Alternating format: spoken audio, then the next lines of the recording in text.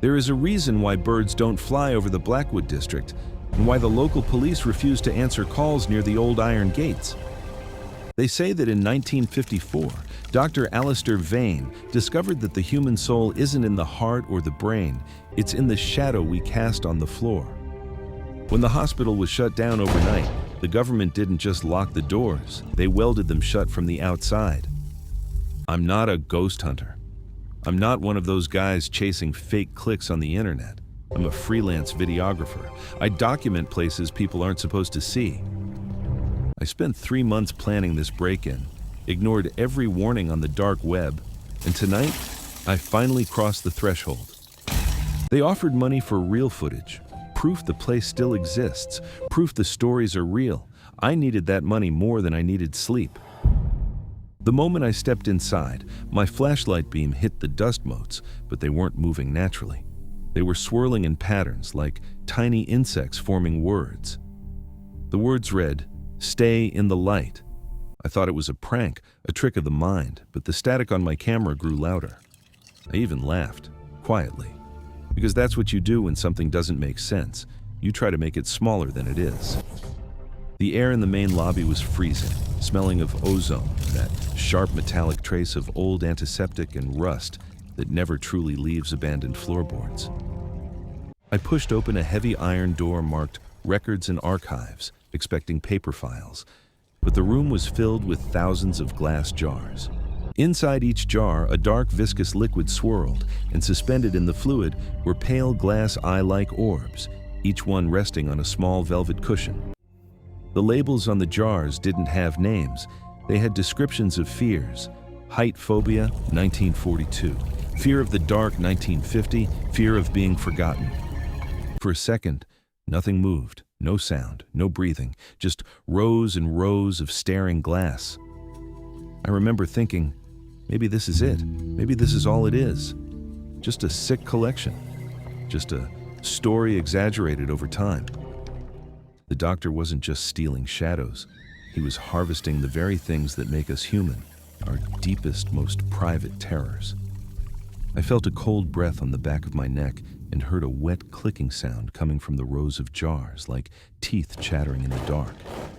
The glass orbs in the jars, they all turned at once, focusing their clouded, doll-like stares directly on the lens of my camera. My equipment began to vibrate. The gimbal shook in my hand as if an invisible force was trying to rip it away from me. I backed away, tripping over a pile of old medical restraints that were slick with a dark, oily residue. I climbed the stairs to the pediatric ward, the nursery of hollows. The wallpaper was peeling in long, paper-thin strips.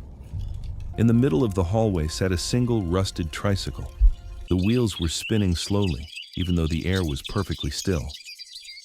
I stopped recording for a second. I just watched it, listening. No footsteps, no wind, no reason for it to move.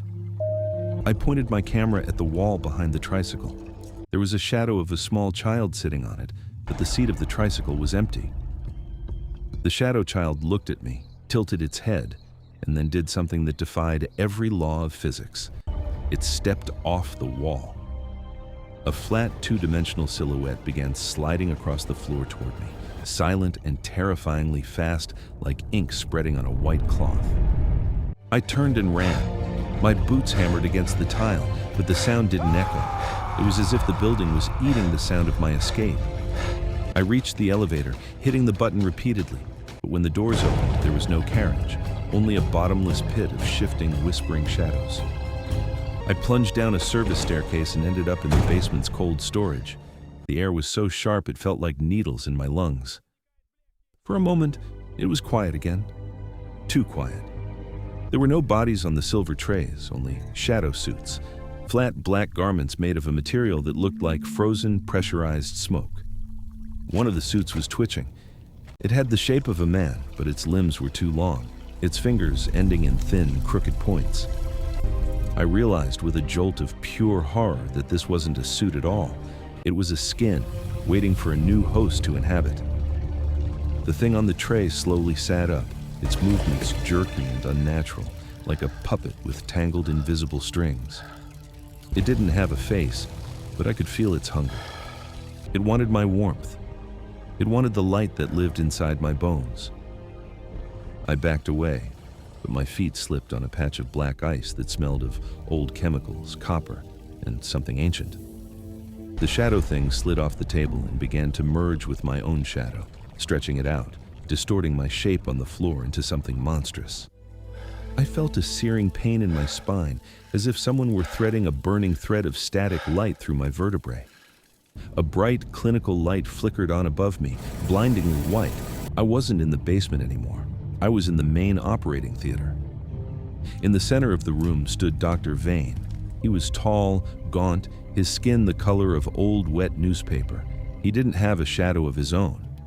He held a pair of long, silver shears that were vibrating with a low, humming frequency that made my teeth ache. "You have a very vibrant soul, young man," he said, his mouth not moving, the voice echoing inside my own skull. "It will look much better on someone else, someone who knows how to appreciate the darkness." I tried to scream. Nothing came out, not even an echo. He lunged, and I felt the cold steel of the shears snip the air right behind my heels. He wasn't aiming for my body. I looked down and gasped. He had cut the hands off my shadow on the floor. Immediately, my own hands went numb. I watched my fingers turn cold and pale, paralyzed and useless. I grabbed a nearby tray of old chemical salts with my teeth and threw it at the surgical lamp. The bulb exploded in a shower of sparks. I crawled on my elbows toward the laundry chute, falling for what felt like miles until I hit the flooded foundation of the hospital. I'm home now. The doctors fixed my hands, though they couldn't explain the strange, microscopic stitch marks around my wrists. They told me it was nerve damage, trauma, shock, something my brain created to protect itself. But every time I walk under a street lamp, I look down, and my shadow's different. It's taller. Its fingers are like claws. And last night, I found a black silk thread tucked under my fingernail. I pulled it, and it just kept coming, yards of it, as if it had been hidden somewhere deep beneath my skin. I haven't slept since, because every time I close my eyes, I feel something pulling tighter. He didn't just take a piece of me, he's replacing me, stitch by stitch. My shadow's no longer mine, it's his. And I don't think he's finished. Check your shadow right now. Look at the edges very closely. Are they smooth, or can you see the stitches holding you together?